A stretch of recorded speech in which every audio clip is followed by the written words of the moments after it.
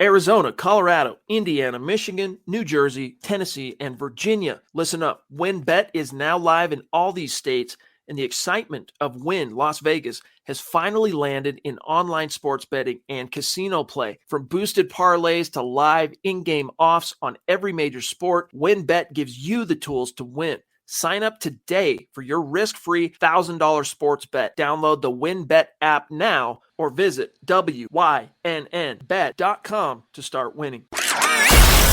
You're listening to the Huddle Up Podcast with Chad Jensen and Zack Kelberman. Join Broncos Country's deep divers at milehighhuddle.com and sound off. And now it's time to drop some knowledge.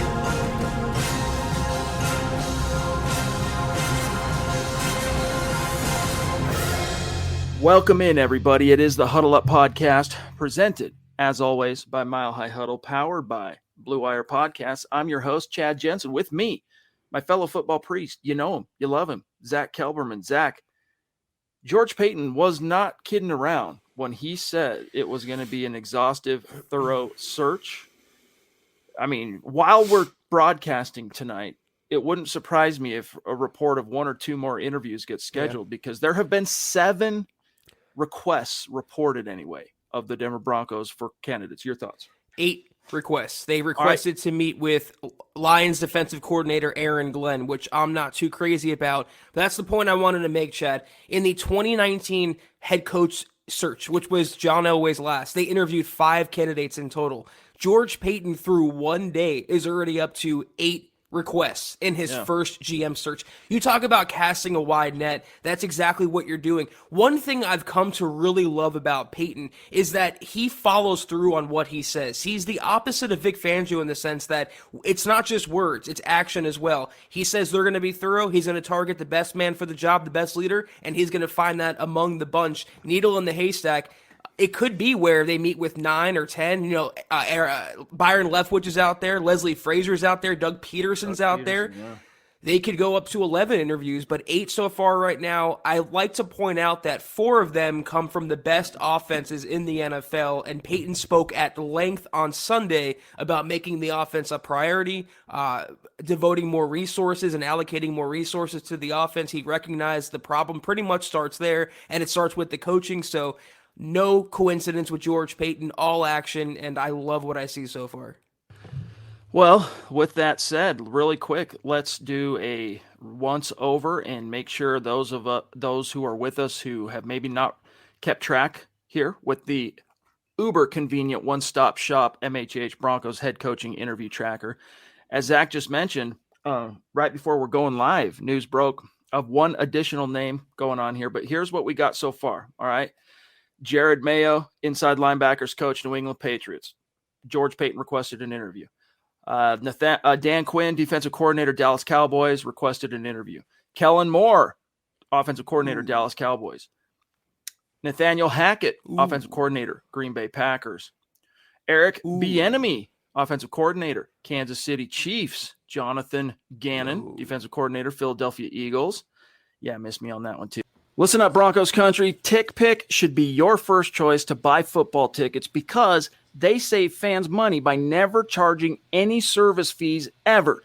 TickPick is the exclusive ticketing partner for the Huddle Up Podcast and the Blue Wire Network. Denver Broncos football is finally back, and there's no need to exhaust yourself searching all over the internet to find Broncos tickets anymore because TickPick, that's TickPick, is the original no-fee ticket site and the only one you'll ever need as your go-to for all NFL tickets. TickPick got rid of all those awful service fees that the other ticket sites charge, which lets them guarantee the best prices on all of their NFL tickets. Don't believe it? If you can find better prices for the same seats on another ticket site, TickPick will give you 110% of the difference in the purchase price. That's right, guys. When we were searching for tickets for the MHH meet and greet for Week 3 at home, Broncos versus Jets, TickPick had us locked down. So visit tickpick.com/huddle today and use the promo code HUDDLE to save $10 on your first order of Broncos tickets.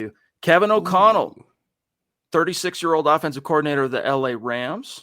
And then the newest name, Aaron Glenn, who is the defensive coordinator of the Detroit Lions. And it's funny that name just must have come out because I heard Adam Schefter earlier today kind of bandying about his name as a don't be surprised if.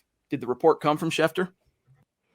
I think it was Tom Pelissero who might have reported it. I'm not sure about the exact who broke that story. But I'm not wild about the idea of entertaining another first-time defensive-oriented head coach. It's one thing if you want to go after someone like Dan Quinn, who at least had prior head coaching experience. But someone like Aaron Glenn or Jared Mayo, I think it's hold the Mayo for me, Chad, because you go from positional coach to head coach. That's a pretty big leap. Maybe as defensive coordinator, but I would even consider Brian Flores, who was really shockingly to me let go today. I thought he had a really solid turnaround in Miami, fielded really good defenses. My ideal would be Nathaniel Hackett as head coach and Brian Flores as defensive coordinator, but I realize we don't live in that kind of world. But I just would stay away from defensive guys. You tried that 2 times. I think George Paton realizes with 4 offensive-minded guys, that's where the league is trending, and you have to keep up with that. The Broncos finally have a general manager that gets that. Elway did not get that in 2017. He did not get it in 2019. George Paton gets that in 2022. Dude, I totally missed that Aaron Glenn is the same Aaron Glenn, former first-round pick, former Jets Texas yes, A&M. New York Jets, exactly, 94 through 01, Texans 02, and then played for the Cowboys, Jags, and Saints as well. As a coach, this is the highest position he has held with the Detroit Lions as defensive coordinator. Before that, it was a defensive backs coach for 5 years with the New Orleans Saints, and then a couple of years as Cleveland's assistant DBs coach. So, he's intriguing. He's 49. But again, I think you can kind of see, first of all, George Paton's done a pretty good job up to this point of reaching out to candidates from kind of covering all the bases, right? You got multiple offensive guys. You got multiple defensive guys. You got one retread only so far that we know about that the Broncos have made overtures to, and that is, of course, Dan Quinn, who I just don't understand why people are gushing about Dan Quinn. I know you and Scott are like, hey, if it comes to Dan Quinn, that's not a gift horse. If the Broncos end up hiring him, it's not a gift horse you look in the mouth per se. But that dude does not get me excited at all. Let me tell you who does get me excited. Kellen Moore, a little bit. Yes. Kevin O'Connell, a lot of it. All right. And a little bit Eric Bieniemy. I'm actually a little bit surprised the Broncos reached out to Bieniemy just because some rumors of how his exploits at CU, down in Boulder, how they resolved as a player back in the day. Of course, one of the most prolific backs in CU history. Those names get me excited. Gannon, nah. Glenn, I'm intrigued. I need to learn a little bit more about Glenn. But whatever George Paton does, Zach, stay away from Mike Zimmer as a head coach candidate. Yeah. And by the way, his best buddy and former boss, Rick Spielman, done. They fired him and Zimmer in Minnesota. So it looks like George Paton, man, he jumped ship just in the nick of time. Yeah, he did. And, I wouldn't be surprised maybe if Rick Spielman joins the Broncos front office in like a consulting role, an advisory role, just for George Paton to extend a life raft to him. I'm not wild about Dan Quinn, certainly not over the likes of Kellen Moore, Nathaniel Hackett, but I just love his personality. I want to point out 2 things that were mentioned today alone. Dan Quinn getting ready for the playoff game on Sunday against the 49ers wildcard round. He was asked about teams that are showing interest, including the Broncos in him. His priority right now, and I quote, just kicking ass and being right where my feet are. I mean, just it's so refreshing after 3 years of Vic Fangio for someone to speak that freely and that honestly, and I think people relate to that, and it resonates with a lot of people as well. Someone also pointed out, who covers the Cowboys, David Hellman, the Cowboys defense forced a takeaway in 13 of 17 games this season. They forced multiple takeaways in 12 of them. They only had consecutive games without a turnover 1 time. That's important, and that's something I've been harping on for quite a while in the Vic Fangio era. For all the talent they have on defense, the Justin Simmons of the world, Shelby Harris, Draymond Jones, etc., Patrick Surtain, they don't force enough takeaways. They're not a defense that creates havoc and wreaks havoc like a Dan Quinn defense. So it's not my first choice at all. I want an offensive guy above most all else. But if they're going to go defense, I like Dan Quinn a hell of a lot more than I do Aaron Glenn, Jonathan Gannon, or Mike Zimmer, for that matter. Zach, here in just a second, I am going to ask you of the candidates here, all right, that we know the Denver Broncos have requested interviews with, which one fans should get the most excited about. But Zach, of the candidates that we know the Denver Broncos have contacted and shown an interest, who should Broncos fans be the most stoked on and hopes sitting on the edge of their chair that this is who will take the job? Chad, can you do me a favor, please? Can we go share screen and pull up my Twitter for a second? Because Nikki Jubvala in October tweeted a clip of what she called the Nathaniel Hackett experience. I just want to, it's a 30-second video, and I want to show you guys how he teaches and how he connects with his players. It is quite astonishing in a good way. And I always held in my regard, Chad, in school, if you have a teacher that you like, you tend to learn a lot more from that teacher. You remember more, you retain more, you have more fun in that class. Just watch Nathaniel Hackett teach his players. All right, let me pull up the share screen here. Did the sound come through just barely, by the way? Did you hear that? I heard it, yeah. All right. Now, we're going to talk about a show, snap, shrink. So we're going to do a 7-step drop. Because we want to be great actors, we're going to show the ball. Hey, here's the ball, I'm handing it off. And then we're going to snap the ball in, and then we're going to shrink down. Everybody with me on that? Because we want to be dramatic. We want the defense to go, oh my God, I think he's handing the ball off. Oh my gosh, no, he's not. Downtown. You know what I mean? So that's what we're going to do. It looks like this. Show it, snap it, and shrink. Everybody see that? 7-step drop, 8 to the left, 7 to the right. We're going to go under center too. I'm so excited. Now, we're going to talk about show, snap, shrink. Let me just tell you something. Dude, this guy gets stoked, Zach, about fake handoffs. You got to dig that. Do you ever think Pat Shurmur stood up in a meeting, says we're going to go under center, I'm so excited, and laugh like he had physical pleasure from that?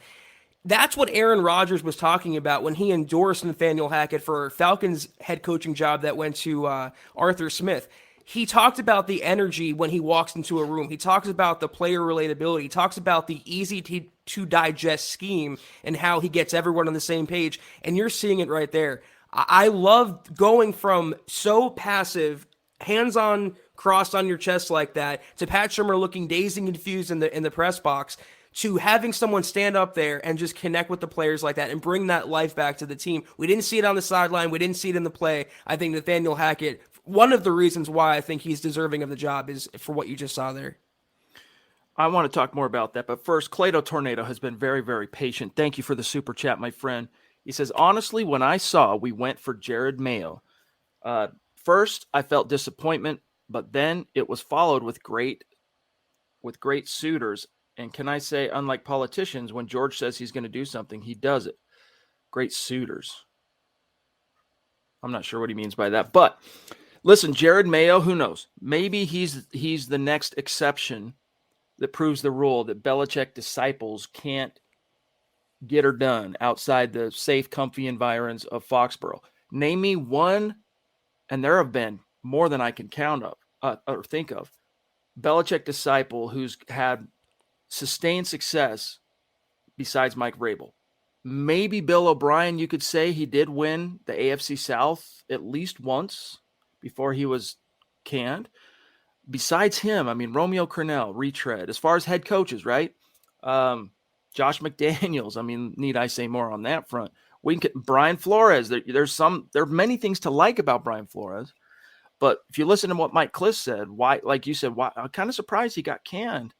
Well, according to Mike Kliss, the word on the street of 9 News, the word on the street is Brian Flores, very difficult, made coming into work not very fun for a lot of people, standoffish with players, authoritarian with players.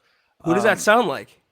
I know, but also undermining type things with his bosses up the old chain of command. So Brian Flores, another Belichick disciple, he'll get another swing at the plate. I have no doubt, because he's, he does have a little bit of juice. That he does kind of have an energy about him. But is Gerard Mayo, and I know I just mispronounced his name the first time I mentioned it, but is Gerard Mayo that next exception? Is he that next Mike Vrabel? I have my doubts. The thing about Flores, too, if you go read his blurb about his firing on Roto World or whatever they call themselves now, what's mentioned in that is that he ignored the offense for the most part and focused on defense. So he's almost like a Fangio. It's another guy that might be best suited maybe to be a defensive coordinator. I don't think the Broncos are looking in that direction. In terms of Mayo, he brings that excitement as well, like we just showed from Nathaniel Hackett. There's a video where he's just pumping up guys on the sideline, beating them on the shoulder pads. I just want some sort of energy and lifeblood in the building. But going from a positional coach under Bill Belichick, especially after failing with Josh McDaniels, mind you, jumping from positional coach to head coach, defensive-minded head coach at that. I just think after 2 swings at the plate and 2 misses, you have to go for the home run. And I think the home run lies in an offensive mind. If not Hackett, then maybe someone like, Kellen Moore, maybe someone like Kevin O'Connell. I think you have to explore that avenue. But what did George Payton tell us yesterday? I agree, and I think you do as well, and I think some of the comments have said the same thing. He follows through on his intentions. He said more than one time, the number one quality we're looking for is leadership. So among these 8 people, whoever comes in and demonstrates the most leadership and the most acuity to be the best leader, that's going to get the job for the guy. So we don't know who that is. It's not going to matter offense or defense. I wouldn't prefer Mayo, but if Peyton wants him, we got to support him. Remind me, there's a little anecdote I want to share on Kellen Moore, but I want to grab Sam Bam first. Thank you for that very generous super chat, my friend. We still very much love you, look forward to you being in the chat, and really admire that profile pic that you're rocking there, big dog. Thank you. He says, does Sam Bam, the Peyton era is in full effect. I fully believe he will make the right decision for the next head coach. And let's hope we are not discussing who the next Broncos head coach will be until 20-plus years later after the hire is done. Denver Broncos for life. Thanks, buddy. Appreciate that. Belichick. I don't know. Scott, you're a couple of 2-3 years older than me. Is there another head coach in recent memory that's been 20-plus? I mean, Shanny got 14. Was it 14? 15. 5, 6, 7. Anyway. Jeff Fisher was there felt like in Tennessee, Zach, for a millennia. I know Chuck Noll was in his joint in Pittsburgh for a long time. Tom Landry, long time. Gosh, even Marvin Lewis was in Cincy for a long, long time. But 20 plus years, hey, it's the dream. Zach, here's what I wanted to bring up to you. All right. Mike Fisher, who is a great friend of ours, he's the Mike Kliss of the Dallas market, all right? He publishes the Dallas Cowboys website for SI.com like we do for Sports Illustrated. He says the one misgiving he has about Kellen Moore. Because if you look at pictures of Kellen Moore, I mean, go to the site right now and look at the tracker. I mean, I'll just bring it up, dude. I'll show you guys. The face, it's like a baby face. It's like he just learned how to shave yesterday, right? Like he's my 16-year-old son who just learned how to shave with Manscaped. Nice, dude. Pros. We're professionals here. All right. Mike Fisher, the Mike Kliss of the Dallas market, for those who might not know who Fish is. He says, if there's any misgiving he might have about Kellen Moore, Zach, it's that he worries whether or not he could stand up there as head coach and command the room. What are your thoughts? Yeah, that's what I was going to say is where I was thinking earlier. I was going to tweet this out there. The thing about Moore, you wonder how much of a leader of men he can be. If that's what George Payton wants, there's not much video or reports on Kellen Moore standing up there like Nathaniel Hackett did, or even someone like Gerard Mayo does, and just shows that energy or commands a room. He's a tremendous game planner, a tremendous schemer, and I think a really, really, really great game day play caller. But in terms of the rah-rah type or commanding all sides of the ball, that's another misgiving that I share with Mike Fisher as well. More to come on this subject. Jonathan Figueroa in the house. It's great to see you, big dog. Thank you. He says, opinions on Locke with Hackett or Bieniemy. Also, Brian Flores with one of those two guys. Don't really like the Mayo guy. Not enough experience, in my opinion. You know, Mayo, there's a reason Mayo has gone from position coach, and not too long ago, Pro Bowl linebacker. At 36 years old, he's a bona fide head coaching candidate. There's a reason why people are talking about him. There's a reason why front offices the league over are buzzing a little bit about Gerard Mayo. But I'm with you on that, Jonathan. He needs to percolate a little bit more. And again, how many times do NFL teams need to burn themselves tripping over each other to hire the next Belichick darling? I mean, just buyer beware on that. But to the point, Zach, of Locke under a Hackett or a Bieniemy. What's your take on that? I mean, anyone but Pat Shurmur for someone like Drew Lock's talents. I mean, I think that could appeal to him. Kellen Moore is intriguing considering the game planning and the scheming. Like I mentioned, I have it on my Twitter as well. His play designs are just so fun. It's like something of a 15-year-old out of Madden would do on a Saturday night, Chad. It's just so creative and so out there, but it works. I know for sure they would stretch out the playbook in terms of airing the ball out and taking advantage of Locke's dual threat abilities in terms of being a rusher like we saw in the season finale. You can make your case as to what candidate is the better quarterback whisperer, but that title gets thrown around so loosely. We were all fooled into believing Pat Shurmur was the quarterback whisperer. I truly believe, and it's not just me copping out, anyone but Pat, anyone but Vic would be a boon to Drew Lock's progress, just to play into his strengths and devise plays around what he can do best. Listen, to be a little bit more specific, and Eddie, appreciate you, bro. He says, thank you for all your pods this season. Always here for us, just showing my appreciation. That's really sweet of you, big dog. I could have sworn that we were connected on Twitter, but I tried to tag you the other night after one of the shows, and I couldn't find an Eddie Vasquez on my Twitter. So if we are connected, do one of these in the mentions, okay? So I can remember what your handle is. But Zach, on the topic of how would Drew fare with a Hackett, with a Bieniemy, I think he would be great under either one. I'm a little more convinced in Hackett's resume. As far as, the number one consideration for me, QB whisperer, skins on the wall. Wow, Christopher, we're going to grab you 1 second. Then I am Bieniemy or Hackett, because Hackett right now, if he gets a head coaching job, Zach, he's living off, the production of a future Hall of Famer. And in the case of Bieniemy, the same. I mean, it's probably safe to say one day you're going to see Patrick Mahomes in the Hall of Fame. And when people talk about who gets the credit for the quickly microwaved development of Patrick Mahomes, people talk about Andy Reid for a reason.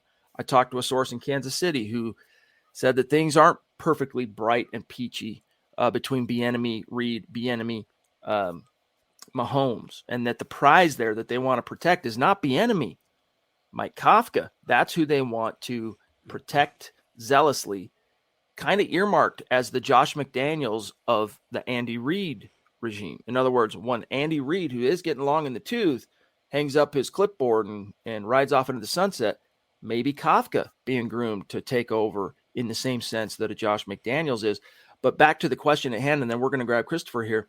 I think I concur with Zach's kind of broad analysis on just about any of these guys over Pat, but I think both of them, with the type of offenses, Zach, we've seen them coordinate and the success they've had with quarterbacks, it could only be a positive. Now, how big of a jump could Drew take under one of those guys? That's up for debate, but it could only be a positive. But you can make the case that any of the candidates is a benefactor of another factor, that's going on with their team. You can argue Kevin O'Connell is a benefactor of having Sean McVay around him or being in that offense. You could say the same thing about Mayo being a benefactor from learning under Bill Belichick. There's always a way to put something down, and that you can always pick apart something. But I think the endorsement that he received from Aaron Rodgers and what you saw and what he brings, and learning under the best in Matt LaFleur, learning under the best in Aaron Rodgers, and just the new age way of thinking on offense. I mean, they're not that far away from being a really good, maybe top 10 offense in the NFL. It's not crazy to say. They have the pieces to do it. You get a better quarterback in there, a better offensive coordinator, play caller in there, good things are going to happen. And any of these guys would be an upgrade. It's a dart throw. Take your pick. It would be an upgrade over what they brought to the table with Vic Fangio and Pat Shurmur. Christopher, and yes, it's like you pick the topic, pick the man, pick the candidate. You can, if you look long enough, if you look hard enough, you can and will find a hole in the boat. And that's why the negative Nancy's and the glass half empty types, they're always going to find that hole in the boat. Christopher Gaspari, wow, dude. Living large, throwing down from the top rope. Thank you. Quickly endearing himself as a Mile High Huddle Super Chat superstar, high in the rankings. You're going to remain top 5 in the Super Chat rankings in the month of January with that, my friend. Thank you so much. Up in Canada, too. He says, what is up, Priest? I am so damn excited about the deep search that is underway for our future coaching staff. The names that are being thrown around leave me feeling tingly all inside. ... Love it. State of being. MHH for life. # preach. You exemplify that hashtag, my friend. appreciate you. Broncos country, not a geographic location. It's a state of being. Even up there north of the 49th parallel, baby. Appreciate you, Chris. Yeah, thank you so much, Chris. And I'm just as excited as you are. It's you feel like the culture really is changing. You feel like the tides really are turning. This isn't smoke and mirrors or mirage like we got fooled in 2017 and 2019. I think whoever George Payton picks will be the right guy. And you know what, Chad, on that point, it's so important not to get the most expensive guy, the flashiest guy, the most popular guy. It matters about getting the right guy. And I think Rich Bisaccia has proven that with the Las Vegas Raiders. Got them into the playoffs after what they've been through as a team. He's an interim special teams coordinator holding it down as head coach after John Gruden got fired, and their team is in the playoffs. That's what's so important about having the right guy on the sidelines, and I think George Payton will find that right guy. By the way, Christopher, send us an email. All right, let us give you back a little small thank you. Let us send you some swag. All right, shoot us an email, milehighhuddle@gmail.com with your T-shirt size and your shipping address, and let us send you out a little thank you. And Julio, appreciate you, my friend. Good to see you on Facebook. Speaking of Facebook, real quick, update on where things stand on the contest as we reach for 250,000 stars in the month of January. We are at 26% complete. When we reach that goal in the month of January, we're going to raffle off a Broncos jersey of your choosing. And by the way, if you're listening, whether live or after the fact, Ethan, a.k.a. the DWI guys, your Patrick Surtain jersey arrived at MHH Central today. All right, so I'm going to package that bad boy up tomorrow, FedEx it to you across the pond, FYI. But we're going to be raffling off a Broncos jersey to the winner of this particular month, January. The only people in the running, those who are contributing to the goal. Right now, Joe Spath. Wait, Spath. It was Spath, right, Scott? It's Spath, not Spath. Joe Spath holds the most tickets in the hat, followed by Michael Ronquillo, Miguel, Tim Hoffman, Shane, the Aviator, Travis Weber, Doug Raquel, Jermaine, still maintaining top 10. Love seeing that big dog. Andrew Baker, number 9. Pete Middleton, and then a few of the names just outside the top 10, but are going to have plenty of tickets in the hat. Nonetheless, appreciate you guys. Thank you. I got one here from Jeremy. It says, as a true Broncos fan from BSU to Denver, I want Kellen Moore. MHH for life, Broncos for life. He's very intriguing. And when I say that, an insider there in Dallas has misgivings about whether or not he can command a room, you got to remember, it's one of those things where, Zach, you don't know till a guy is in that position, really, it's kind of like, no atheists in foxholes. You don't know how you're going to behave. You don't know how a guy's going to act until the, what hits the fan. But as a former quarterback, this is not a guy who is unfamiliar, Zach, with the management of expectations, leadership, intangibles. I don't worry about it so much, but he's not a Nathaniel Hackett, right? He's not a let me literally pour out my passion to you in the most animated way possible of selling a handoff, fake handoff. Maybe that's not Kellen Moore's shtick. And I don't say shtick as any kind of dismissive thing about Hackett. He's going to maybe have his own style, but I like him as a candidate. I'm stoked the Broncos are turning over that rock.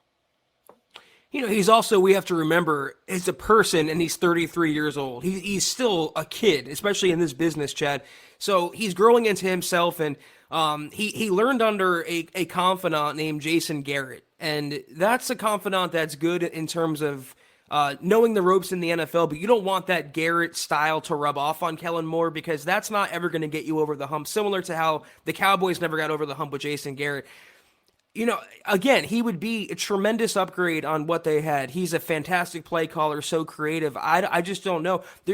I cover that team, and I never really have seen a profile on a Kellen Moore going crazy like that in a meeting or on the sideline, or him being overly jubilant on the sideline. When there's a big play in Dallas, he'll fist pump, he'll smile, he'll congratulate Dak Prescott. He's not jumping up and down. So it's all different strokes for different folks. What flavor of coach do you want? Do you want a more passive guy? Do you want a rah-rah guy? I just think a little lifeblood injected into Dev Valley, into this team, would do him very well. Energy, baby. VAMC, Vamp, appreciate you, buddy. Thank you, Chad and Zach, for all the updates. Showing here some appreciation, and it's Peyton season. Go MHH. Go Denver Broncos for life. Love it. Cody Dubb, you the man. Appreciate you, buddy. He says Kellen Moore is exciting. Yes, he is. Shout out to Clayton. Good to see you in the chat, big dog. The queen in the hizzy. Mount Rushmore superstar here at MHH. Christy is in the house. Thank you so much. She says, we finally won. LOL. Glad to see that Peyton had the same thought as most fans about Vic. Hoping the next choices made will be what we finally need to become a winning team again. Love. Thanks always, guys. We love you too. You know this, Christy. Thank you so much. Keeping the lights on. And, we appreciate that. And yes, you don't have to wonder and worry. Does George Payton have eyes to see? Does he have ears to hear? Does he have fingers to Turns out this dude doesn't need the sixth sense to deduce Vic Fangio wasn't it, Zach. He harped on leadership. He harped on someone not focusing on, just one side of the ball, not giving the entire team his attention. He went out of his way to commend Vic for being a great coach. And he even said, no, I don't mean Vic, in other words, during his press conference. So he did say outwardly and publicly what he wants. And what he explained is quite plainly the opposite of Vic Fangio. So he has a brain too, Chad, to go along with what you were saying, and it was turning, and he can realize that, like you said, Vic ain't it. But thank you so much, Christy. We love you. We appreciate you forever. Amen. Andrew Baker, what's up, big dog? He says, with Locke as the floor, we could do a lot worse. If we don't get a Rodgers or Wilson, we should hopefully have a legit contest between a journeyman or a QB in the draft with the let him hate coming back, hashtag MHH for life. Thank you for those stars, bro. Big love. We really appreciate you. Seriously, Andrew, you the man, big dog. I would want Let Him Hate to come back so I can make that a thing again, Chad, not just a t-shirt. It just depends on how the incoming coach feels about Drew Lock, and we don't know who the incoming coach is. We don't know how they feel about Lock. That's a conversation they're going to have with George Payton, and they'll decide that. But for right now, he's the only quarterback under contract for 2022, and we have to assume that he'll return in some capacity. And that's what I was just going to say. But we do know it will be not just a topic of conversation, but it will be a big talking point. It'll be a big priority for George Payton to find out how each one of these candidates feels about Drew Lock and what would your plan be to get the most out of Drew Lock. Travis Tarbox in the hizzy. Thank you, buddy. He says, evening priests, and Broncos country, I'd like to have either Nathaniel Hackett or Kellen Moore. I realize I'm not choosing, but that's my vote. Totally understand that, my friend. Really, I do. But Kevin O'Connell, don't sleep on him either. Zach Taylor is the probably next most successful Sean McVay acolyte that's making some noise in the NFL. And you know what? Kevin O'Connell, he doesn't call plays per se. All right. So as I've said before, have a little bit of a guarded posture on any coordinator candidate who doesn't call plays for his respective team. But let me tell you what Nathaniel Hackett does do Kevin O'Connell does do for Sean McVay. And that is he's in charge of the game plan each and every week. Obviously, McVay has big input on that, but he's also juggling many responsibilities of being a head coach. And O'Connell, Zach, turns in the script for the first 15 plays. All right. Now, that's an old Bill Walsh thing, the scripting the first 15 to 18 plays. Mike Shanahan came from that school of thought as well. Gary Kubiak. So does Sean McVay. Who, he's kind of like a mix between the Gruden and the Shanahan scheme. And that's who he trusts, I should say, Zach, to put that together. Yeah, but he has to realize that pretty much every candidate he lined up, or at least on offense, most of them aren't calling plays for their team. So I don't think it bothers him too much. He's looking for someone that, again, can lead a group, but also bring 21st century ideas and offensive creativity to the table. I want to make one point about Dan Quinn, though. I wrote the story earlier today for Heavy. Apparently, Jerry Jones and Stephen Jones, they love Dan Quinn and could get aggressive to retain him. So could mean a change in title maybe. It could mean more money. But that also could go for Kellen Moore. So any Broncos fans that wants a Cowboys coordinator, it might be trickier than just convincing him to sign on the dotted line. And Jerry's got those deep pockets too, right? Yeah. So like I think for most coaches, this is something I think Scott does a good job of bringing up when these subjects are broached. These coaches, if they get a head coaching gig, unlike their salaries, which are considerable for compared to like the average American, what a coordinator makes in the NFL, even the lowliest dude. I mean, it's many fold more than the average American income. But the monies that a head coach gets, it's life changing. Like Vic Fangio, even if he wasn't in his mid 60s, would never have to work again if he doesn't want to. Or his kids, maybe even his kids. So what I'm getting at here is relative to Jerry Jones blocking or trying to incentivize a Dan Quinn and or a Kellen Moore. No. Stick around. Let me tell you something. I don't think a title is going to do it. That'll be like if it happened, it would be like the cherry on top or whatever. It's about the money. Yeah. It's about the Quan, right? And Wade Phillips, he wanted the Quan, and he felt like he deserved the Quan, and he did.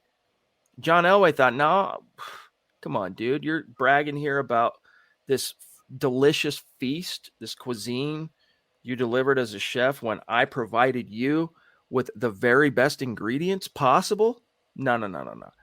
Hit the bricks, and he did. Went and became the highest paid, at least I'm going off memory here. At the time, he was the highest paid coordinator in the league under Sean McVay, at least defensive coordinator in that respect. But Zach, the Duchess jumping in, Michaela with a very generous super chat. The ladies of MHH are amazing representing. She says, much love and let's go Broncos. Keep the lights on. You're doing your part. That's for sure, Michaela. Signed MHH Fantasy Football. Duchess, LOL. Seriously, thank you for all you guys do. She's got a little prize coming her way, yes, right? Yes, she does. It's good. I hope you like it, Michaela. We're still designing it, and we'll get it out to you. But once again, congratulations on a great fantasy season, and can't wait to play with y'all next year. We'll be in touch about that in the very near future. Trust. Leaf, given the coaches we've kept so far, we're well set to support a first-time offensive-minded coach. What do you think? Yeah, I mean, what offensive coordinator turned first-time head coach, Zach, is going to blink twice at having Mike Munchak coaching their offensive line, or Zach Azani coaching wide receivers, or Curtis Modkins coaching running backs. I mean, those three guys right there are considerable. Now, on the defensive side, like George said, we don't want to take a step back. That's why you've got Ed Donatel on call, ready to stay and keep his NFL abode in the Mile High City. So there are plenty of, just on the coaching side of things, yes, Leaf. I mean, there are a lot of draws for that next head coach. And every insider that I've talked to, every insider that I've heard speak about the Bronco job, it's got a different juice to it than it did last coaching cycle Denver was in it. And even the one before that. The last one Denver was in, all right, where Vic, because when Gary Kubiak stepped down, it was 1 year removed from winning the Super Bowl. It was a very prized opportunity, and yet John Elway only interviewed 3 candidates for the job. Isn't that bizarre? Only interviewed 3 candidates for the job when Gary Kubiak stepped down. It's a prized gig for many reasons, not the least of which, Zach, is the Broncos have retained and are keeping in kind of a holding pattern a who's who of position coaches. But I think the operative words in the last comment were so far, because I don't know that every single assistant's going to come back, and it might not be Mike Munchak coaching the OL. He can want to maybe explore greener pastures if they are out there. Some will stick around. Hopefully not Lauren Landau, though. I haven't heard too much about him. They need a total overhaul on their conditioning staff, but Zach Azani, coaches like that, like you mentioned, Curtis Modkins, maybe Ed Donatel for the secondary, Christian Parker. They have a few, Mike Munchak, that are worth retaining, but Peyton also gave them the flexibility to see what else is out there, and they might find something worth exploring. Michaela wants to know, how do you guys feel about, Brian Daboll? I like him. I'm surprised he wasn't one of the first names announced as a guy the Broncos wanted to talk to. Oddly enough, Zach, former Patriot. You can argue that he is a disciple of Belichick, although his coordinator chops, like he didn't. Well, I'd have to go back and look at his resume, so I'll forget what I was about to say. But I like him a lot, and of all the coordinators that are in on this head coaching cycle, I think you could argue that he has the most bona fides in terms of QB developer skin on the wall because of what he did to turn the corner with Josh Allen. At this point, though, they submitted 8 interview requests. I kind of feel like whoever they're going to hire is among that group. I feel like if they wanted someone, we would have heard about that by now. We didn't hear about Dayball. We didn't hear about Doug Peterson. We haven't heard about Leslie Frazier or Jim Caldwell, some of these other reported candidates, maybe Byron Leftwich as well.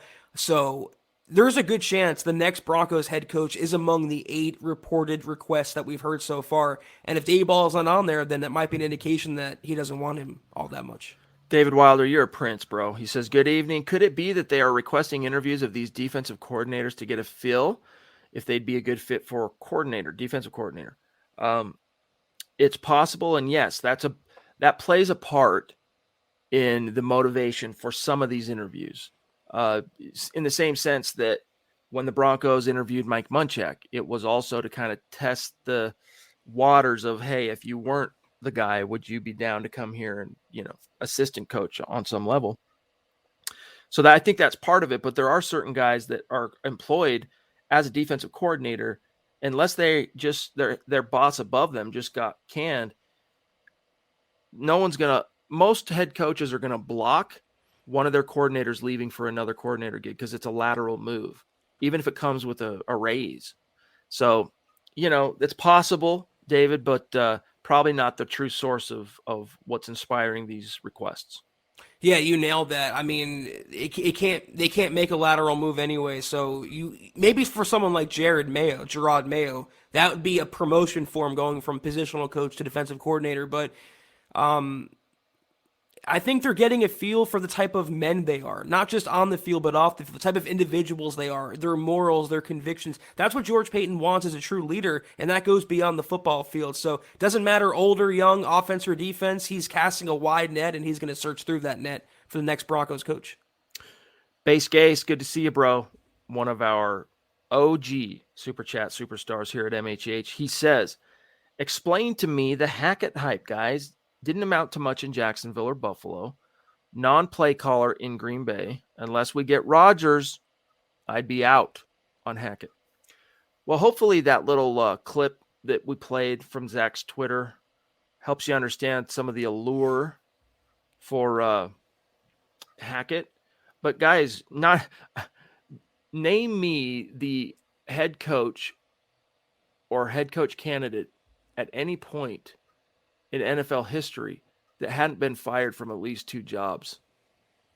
Honestly. It happens. I mean, they spend more time getting fired, Zach, and moving around than they do, especially when they're assistants. They don't, they're at the mercy of the owners. These head coaches serve at the owner's pleasure, etc., and they're at the mercy of that. They don't have nearly the control because they're not ultimately accountable for the team. They're accountable for their kind of side of whatever their coordinating job is. But yeah, it's a concern. It's definitely warts right on the resume. You want to turn that rock over, see what kind of roly-polies and kind of worms are squiggling around, make sure that's something you can live with, get some good answers on, hey, help us understand how things ended in those 2 cities, in Buffalo and Jacksonville, help us understand why that happened, etc. But to me, Zach, it's not a non-starter. The bigger question for me with Hackett is the whole play calling thing. That's more of a concern to me, not so much how it ended for him in Jacksonville or Buffalo. Yeah, it's a weird criteria to use in your preference for a head coach, because you better not want Doug Peterson then, because he got fired after winning a Super Bowl. It happens in the NFL. Coaches get fired. Coaches have falling out. Doesn't take away their abilities or what they bring to the table, or if they're the right guy for the job. I'm with George Paton. I don't really care ultimately offense or defense. I prefer offense, but the right guy. That's all that matters. I just think that there are going to be multiple options when you talk about right guys. I think there are multiple options that could, in different vying alternate universes, work right now for the Denver Broncos and be the right guy. Some people will roll their eyes when you say, no, you can't be dogmatic that it's got to be offense. It's got to just be the right guy. You can't limit yourself to just offense. And I understand that. All right. If the Broncos go out and hire another defensive coach after 2 failed stints, not only are they, Zach, flying in the face of their own history, if we're talking about what are the if you look the equation that leads to success for the Denver Broncos, one of those factors is offensive-minded head coach Mike Shanahan, Gary Kubiak. I mean, even look at Dan Reeves, dude. Dan Reeves, offense, okay, it was very troglodyte type offensive acumen, but drove John Elway crazy back in the day. But nevertheless, not only would they be flying in the face of that, Zach, but they'd be flying in the face of their recent past. That's factor number 2, and modern NFL convention. I just think it would be a massive upset, in my opinion, if the Broncos' next head coach is not an offensive guy. Chris, again, with a massive triple-digit super chat. I had to do this to my eyes to make sure I was reading that correctly, dude. Thank you so much, bro. He says, I read an article today that interviewed Russell Wilson. He mentioned that he will be staying in Seattle for next season. I guess he's out of the question now. Not sure if you guys heard. He's been saying that for months. So, as I've been telling you guys, I'll be surprised if either Wilson or Rodgers ultimately is allowed by their respective teams to leave. Because look at all the teams right now scrambling for a head coach. You think, cart before the horse. No, you need the head coach first. George Payton, he couldn't answer the question, which one's more important to a team's success, having the quarterback. But let me tell you, coaching cycles come and go every single year. That's cheap. Franchise quarterbacks, that's the rare, precious commodity. Teams that openly and willingly allow one that they have that's proven bona fide franchise guy depart, it almost never happens. And there's a reason for that. So I'll be surprised if either guy ultimately leaves their city, but it doesn't mean I'm not holding out some modicum of hope, Zach. Yeah, there's the hope that if you hire Dan Quinn, he would recruit Russell Wilson in that scenario. You hire Nathaniel Hackett, he would recruit Aaron Rodgers. But there's also the contract, the salary cap to consider as well. If those respective teams want to make that trade, if those quarterbacks want to be traded to Denver, there's a lot of moving parts that have to fall into place for a blockbuster deal to materialize. It's more likely to me that Pete Carroll leaves Seattle before Russell Wilson. I think I'm with you. I think he stays there. I think he's inclined to stay there. He said he wants to play until he's 40 in Seattle or 45. I don't know how viable that is, but I wouldn't pin all your hopes on George Payton making a blockbuster move for one of those two quarterbacks. He's going to get an upgrade. I don't see him trotting Drew Lock out there as the unquestioned starter, either through the draft or through a trade or a signing. He's going to upgrade a quarterback, but I wouldn't hold your breath completely on that quarterback being A-Rod or Russ. Travis Weber, you demand. Out of those, Quinn is obvious. Hackett and Moore are most wanted. O'Connell, I find intriguing if he is anything like McVay. Mayo, I didn't even know he is coaching. Yeah, former first-round pick, world champion, Pro Bowler, defensive rookie of the year. A lot of people didn't realize that. Wade Kimball, thank you, buddy. Not going to happen, but I read an opinion piece today, and I can dream, right? The piece in part. How about a Hollywood ending? Bring back Shanahan and Phillips and run it back a few more times. Hashtag MHH for life. Yeah, definitely not going to happen. Mike just got enshrined in the Ring of Fame. Wade, who knows, man, what Wade's wants to do. Would he come back? Do they want him back? You got I think you would have the personnel for the most part to run Phillips' scheme here, minus you need better edge rushers. I mean, the edge rushing talent right now for the Broncos is pretty underwhelming, and your number one guy is Bradley Chubb, and you think, when you say that this time last year, you're like, all right, at least you got a leg to stand on. You got Bradley Chubb, and maybe that's still true, Zach, but the dude made one play for the Broncos in 2021, and I get it. He was sidelined for half the season, but that's another big part of why Chubb is not the piece you hang your hat on when it comes to, do we have an edge rushing presence or not? You got to go heavy on that in the draft, which is another reason why it's in Denver's best interest to either A, land a Rodgers or a Wilson, small chance that happens, or B, if they are not 100% convinced one of those quarterbacks is a day one upgrade over Drew Lock, you go find yourself an insurance policy and you go all in one last year with Drew on his final deal of his rookie contract. And there's going to be half of Broncos fans who aren't going to love that, because he is a polarizing figure, right? I mean, Drew Lock. But in tandem with the right head coach hire, it could be a thing. I'm going to try to get Wade on the podcast. I'm Do just throwing it out there. No promises, but I feel like he would talk with us. So I'm going to try to make that happen. Mike, he says, I'm totally on your wagon, Zach, with coaching excitement. Phrasing. Yeah, dude. I mean, it's happening.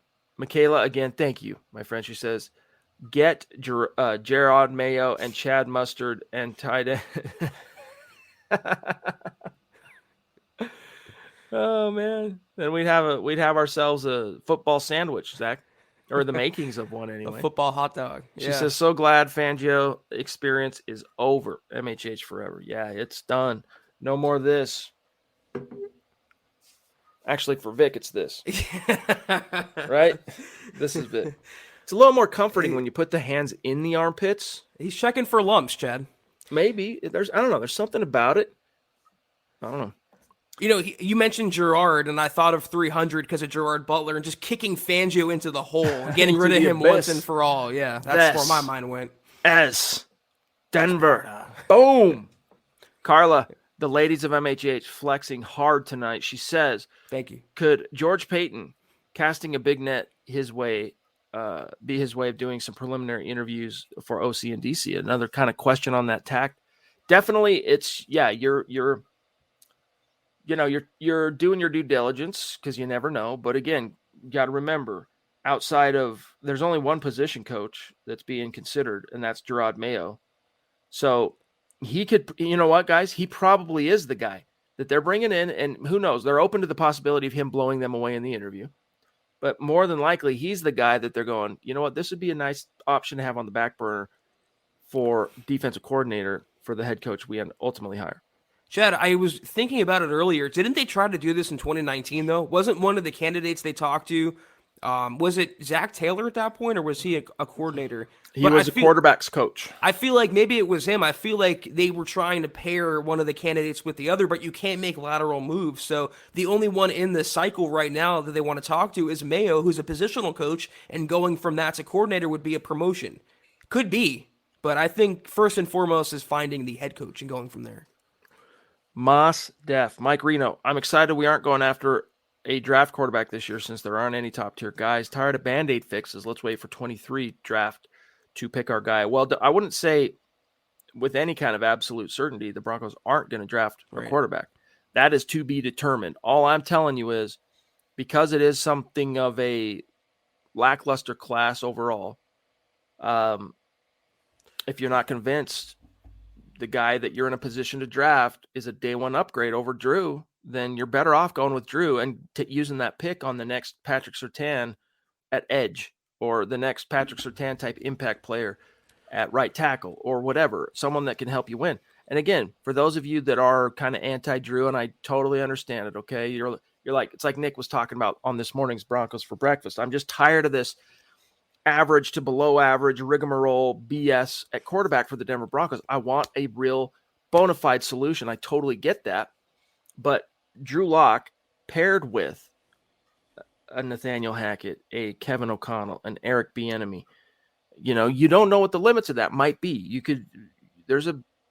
I have more than reason to believe, it is my opinion, that where Drew Lock currently sits in his development relative, Zach, to what his potential is 90% a result of the coaching staff that's been here since he arrived as a second-round pick.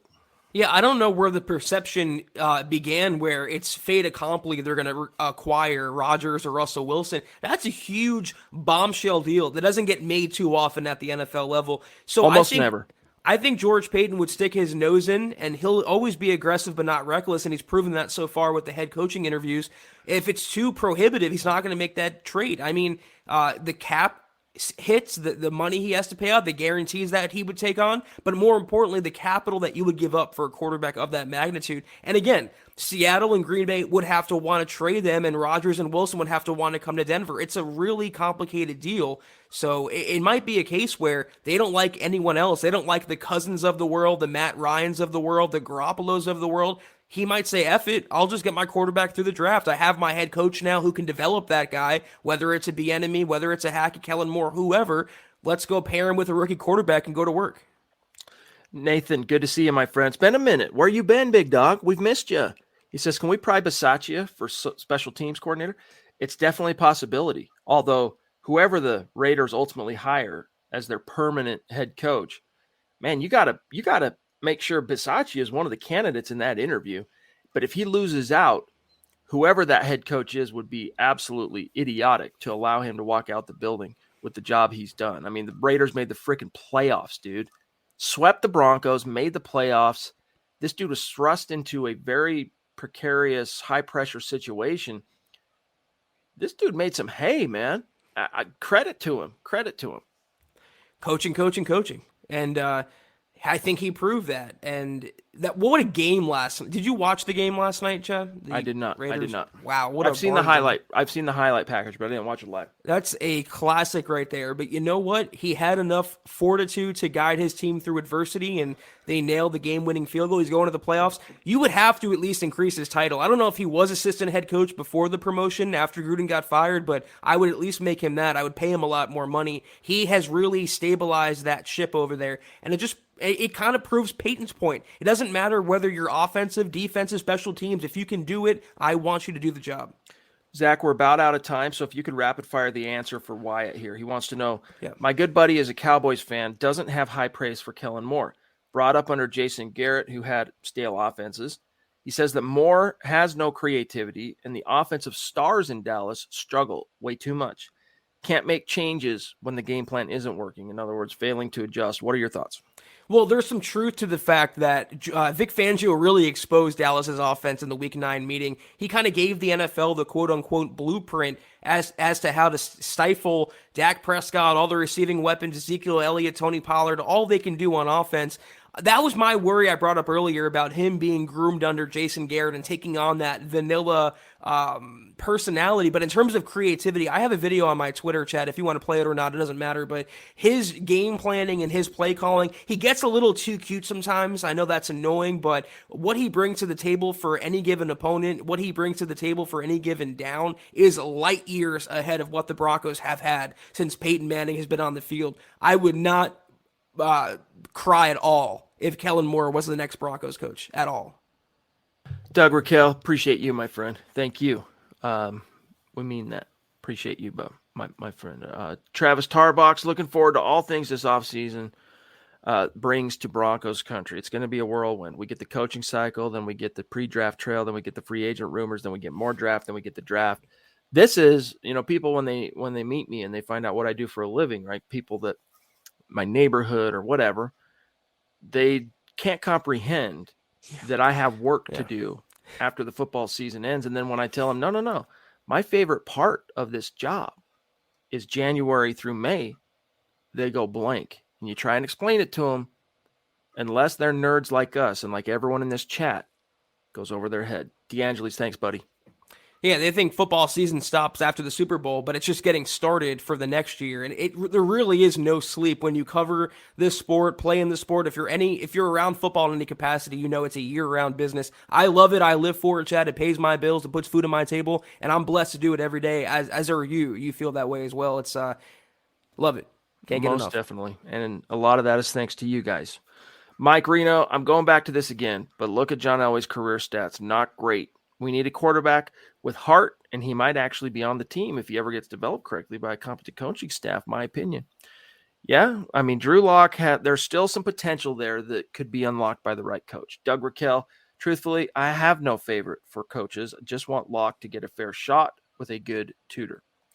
I think Lock will get a fair shot, to be honest with you, because I think Peyton's kind of in his corner. And by kind of, I mean, I think Peyton is more than just open to the idea that Drew still has some there. Cody Dubb, I would think George would make a good decision on a head coach. He's going to have a really pissed off fan base, and I don't think he wants that. Oh, yeah. Well, he guaranteed it, Cody, in case you missed it. He guaranteed they're going to get this hire right. So that, and whether he ends up, he's not clairvoyant. He doesn't have a crystal ball, but he's a leader, Zach, as I talked about last night, unafraid of putting high expectations on himself. It's like I'm watching this new quick anecdote. We're long here, so we got to hustle. But I'm watching this new documentary on Joe Montana, and it's on Peacock. All right, the streaming service Peacock for NBC. All right. question, Joe, what do you miss most about being a player? Didn't even think about it, dude. The pressure. He missed the pressure. All right. So that's an attribute. When I see George Payton openly, the wisdom of it, only time will tell. But when I see him willingly putting a guarantee that I'm going to turn this ship around, this coaching hire is going to be what this team needs, to me, that's very encouraging that the Broncos indeed have the right guy. And in conjunction, Zach, with what we saw him do in free agency in the draft last year, I'm not really doubting him right now. I mean, all the feedback that I've seen on Twitter has been very, very positive for the candidates because he gets it. He just gets it. You either get it or you don't. And he sees which way the NFL is going, and that's why he's talking to the brains behind some of the best offenses in the entire NFL. So anyone from this candidate pool, maybe with the exception of Aaron Glenn or Jonathan Gannon, I think most Broncos fans would get behind. Andre, thank you for the super sticker. Scott, real quick, I'm going to grab this one from Twitch from Savage Boy Kev. Did you guys see McVay run on the field to celebrate with his players? Touchdown mid-game. Love that dude's energy. A great leader. Yes, I did, and that's not necessarily exactly that kind of moxie or juice is needed in Denver, but a type of energy, Zach, that's powerful enough to exercise this malaise of a demon. That's what's needed. Sean McVay's a unicorn. He's young, he's a great play caller, and he's full of life. You get one or of the three usually, maybe not even any of them. Vic Fangio wasn't any of them in my opinion. Sean McVay's a great coach. We hope the Broncos can find the next Sean McVay. Colby, ever since the last Raiders loss, I was mad as HE double hockey sticks. I feel 1,000% better now. With all the talent we have retained, hopefully next season is a different story. Indeed, bro. Indeed.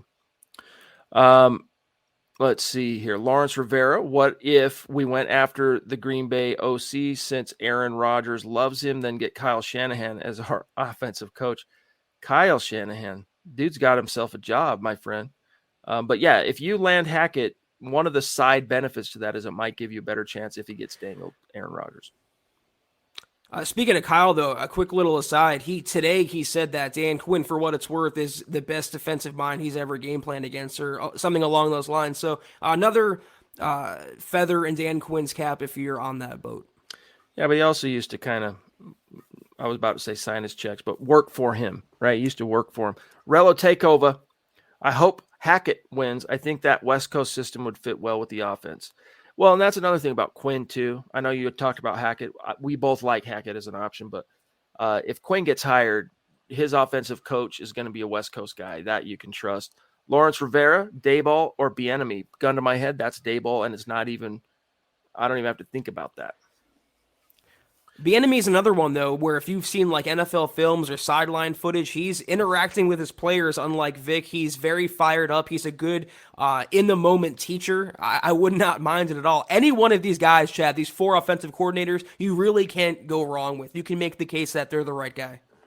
Appreciate that. The brain, Jacob Foster as well. Appreciate you guys.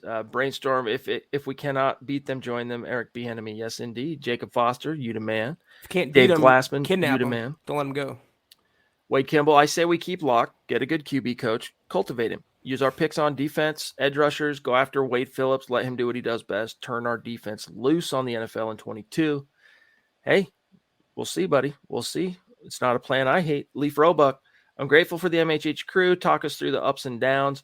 With only one blue chip quarterback actually moving this year, Watson, and a weak draft, who's the veteran that comes to compete with Drew? Man, that's a good question, Leaf, but it's not one we have enough time to fully analyze because, we could pull up Over the Cap or Spot Rack and look at the full list of names, but everyone that you think could maybe make a difference is under contract with a current team in 2022, and everyone else, it's the leavings. So it's a Teddy type guy. That's why if you don't win the Wilson or Rodgers sweepstakes and you don't feel in your gut one of these quarterbacks in the class is a day one upgrade, you just go in on Drew. You get yourself an insurance policy, one of those, a Teddy type, Zach, but you do that one last year. All right. Friendly Giant, where do you guys think quarterbacks like Matt Corral, Kenny Pickett, etc., would have gone in last year's draft? That's a good question. Maybe Corral's still late round 1, but he probably ends up as a second round pick. Corral will go in the first round this year, though. But a lot of those guys, hey, you're subscribing to the right channel, boys and girls, because in not just a couple weeks' time, Scott Kennedy is going to be at the Senior Bowl, and just about every name that is in the hat this year is going to be there except Corral. Well, I would say that those guys would be barely at the bottom of round 1, maybe even not the top of round 2. But in this year's draft, they're probably likely, if not guaranteed, to be in the top half of round 1. That's the difference in the talent level, so to speak. But again, if George has conviction that one of those guys is better than anything else he can do this offseason, and by the way, Deshaun's not going anywhere until those lawsuits or allegations are cleared up. He's untouchable right now. Yeah. Radioactive. Brandon, your That's the word I'm thoughts? looking for. And Brandon, thank you, dude. Another newer name. I know you've supported us in the past, but really appreciate you. Your guys' thoughts on Rams offensive coordinator Kevin O'Connell as a coaching candidate? I like him, Zach. I do too. You just wonder, is he a little too green still? Does he need a couple years? Is it because of working under Sean McVay?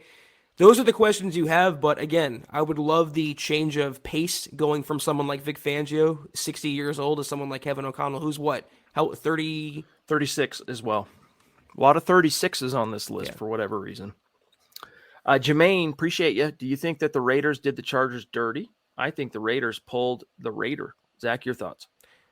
I don't think that playing for a tie and agreeing to kneel the football and punt the football for 60 minutes is good for the sport. You play to win the game. Word to Herm Edwards. It's true. You play to win the game. They're divisional foes. Playoffs are on the line. I like the fact that the Raiders had the, again, fortitude to go for the kill shot and go for the win. And you know what? They're in the playoffs now, and the Chargers aren't. That's the business.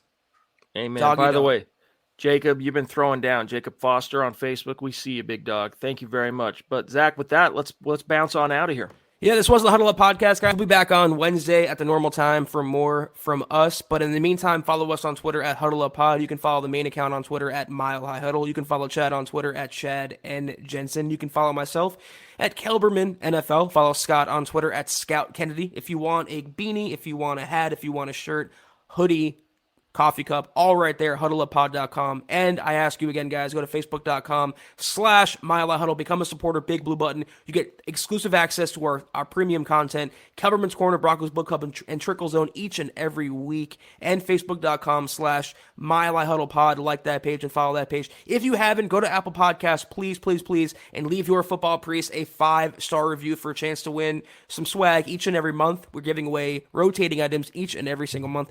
If you can't do any of those things, do these 3 things, though, please, guys, subscribe, like, and share this video and every video you see on the MHH channel. Helps us grow and reach more Broncos fans just like you. And we just crossed 13,000 subs on YouTube.